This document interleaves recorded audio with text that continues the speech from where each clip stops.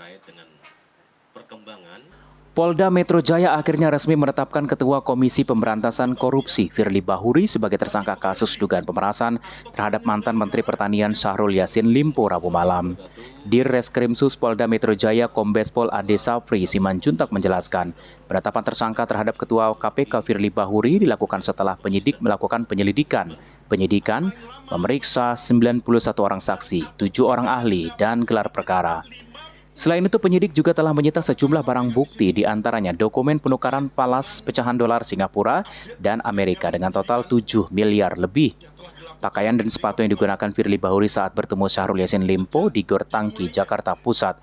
1 buah hard disk, 21 unit handphone, 2 unit mobil, dan sejumlah barang bukti lainnya. Saat ini, penyidik tengah melengkapi administrasi penyidikan pasca gelar perkara penetapan tersangka. Namun, Ade Safri tidak menjelaskan kapan Firly Bahuri diperiksa sebagai tersangka.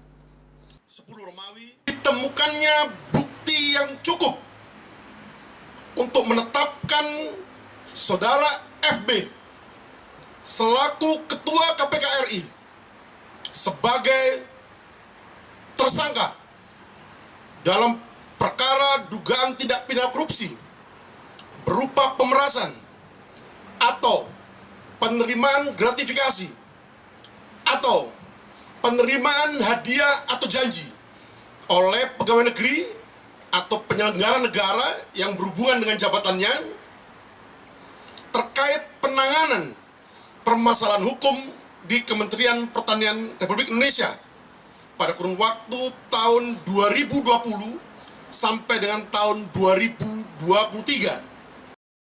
Dalam kasus ini, Ketua KPK Firly Bahuri dijerat dengan Undang-Undang Tindak Pidana Korupsi dengan ancaman hukuman 20 tahun penjara dan denda 1 miliar rupiah. Terkait status tersangka Ketua KPK ini, Kementerian Sekretariat Negara Kemensesnek masih menunggu surat resmi penetapan tersangka Firly dari polisi.